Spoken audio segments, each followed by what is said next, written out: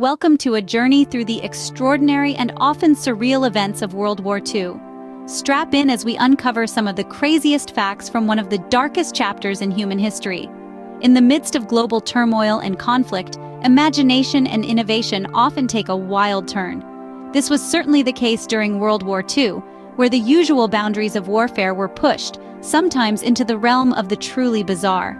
Take, for instance, one of the most outlandish plans the United States ever cooked up, Project X-ray.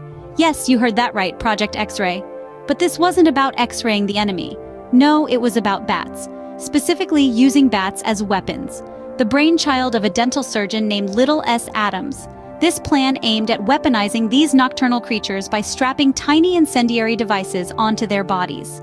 The idea was at once simple and audacious. Release these bat bombs over Japanese cities. The bats, seeking shelter in the eaves and attics of buildings, would then set off their deadly cargo, sparking widespread fires and causing chaos and destruction.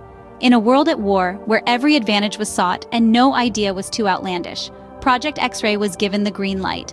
Tests were conducted, bats were gathered, and tiny bombs were designed. Theoretically, the plan seemed sound. The bats flew, they sought shelter, and the timers on the bombs worked.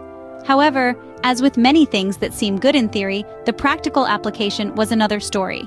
Issues arose like how to transport and deploy the bats without causing premature explosions. And then there was the unpredictable nature of the bats themselves. While the project was technically successful in tests, it was ultimately deemed too impractical and never saw action. The bat bombs of Project X-ray, a wild idea born in the chaos of World War II, remained an intriguing footnote in the annals of military history. But that's not the only unconventional tactic employed during the war. Ever heard of Operation Cornflakes? That's right, cornflakes, as in the breakfast cereal. This operation, unlike any mainstream battlefield strategy, was a unique ploy by the Allies during the World War II era. Imagine this. You're in Germany in the middle of the war, and each day you are going about your daily routines under the constant threat of air raids. You wake up one morning, collect your mail, and find a strange stamp on your letters. It's not the usual stamp you're accustomed to. Instead, it's a caricature of Hitler with a skull and crossbones and the word Fuchsches Reich, which translates to Lost Empire. This was the reality for many Germans during Operation Cornflakes.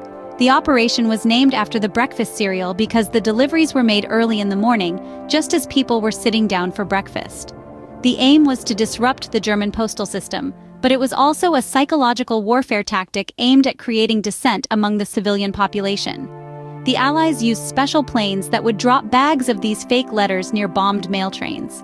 When the German postal workers came to clean up the mess, they would inadvertently collect these counterfeit letters and deliver them along with the regular mail.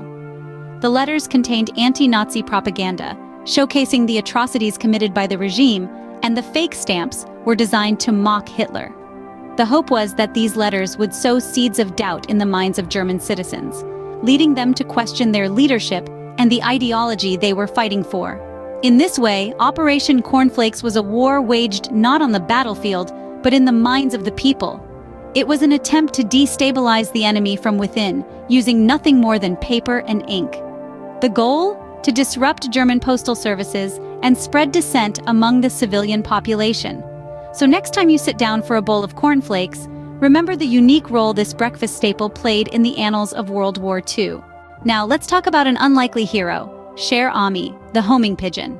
This incredible bird plays a pivotal role in a tale that straddles the line between unbelievable and awe-inspiring. In the throes of World War I, amid the chaos and the clamor, Sher Ami emerged as a beacon of hope, delivering a crucial message that saved the lives of hundreds of soldiers.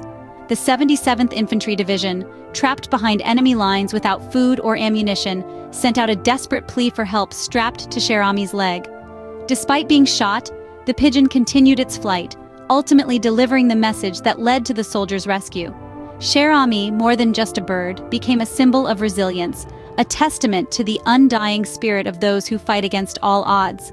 After the war, the brave pigeon's remains were preserved and displayed at the Smithsonian Institution, serving as a reminder of the sacrifices made and the lives saved during that tumultuous time. But as we've seen throughout history, even the most heroic stories can have a tragic end. In 2022, a dreadful fire broke out at the Smithsonian Institution. The blaze consumed numerous artifacts, and among the irreplaceable losses was our unlikely hero, Sher Ami. However, tragically, in 2022, a fire destroyed this symbol of bravery and sacrifice. Meanwhile, the Allies were mastering the art of deception with the Ghost Army. This top-secret battalion was no ordinary troop. Comprised of artists, designers, and sound engineers, their mission was not to fight, but to fool the enemy. And how did they do it? Through an artful combination of visual and audio deception. Imagine a battlefield. What do you see? Tanks, soldiers, artillery? Now what if I told you that a significant part of it could be nothing more than a sophisticated illusion? Inflatable tanks that could be set up in minutes, dummy aircrafts, and fake artillery pieces. All designed to look just like the real thing from a distance. But the deception didn't stop at the visual. They employed sound tricks too. Recordings of moving tanks, building bridges, and bustling army units were played on loudspeakers, often miles away from the actual troops. And it worked. The enemy was deceived, their attention diverted, their resources wasted on phantom armies. This grand illusion, this art of deception, it saved lives. It bought time. It contributed to the success of the D-Day landings, one of the most significant turning points of the war. From bat bombs to inflatable tanks, truth is indeed stranger than fiction. This was a war fought not just with bullets and bombs, but with creativity, innovation, and a healthy dose of trickery. Until next time, stay curious.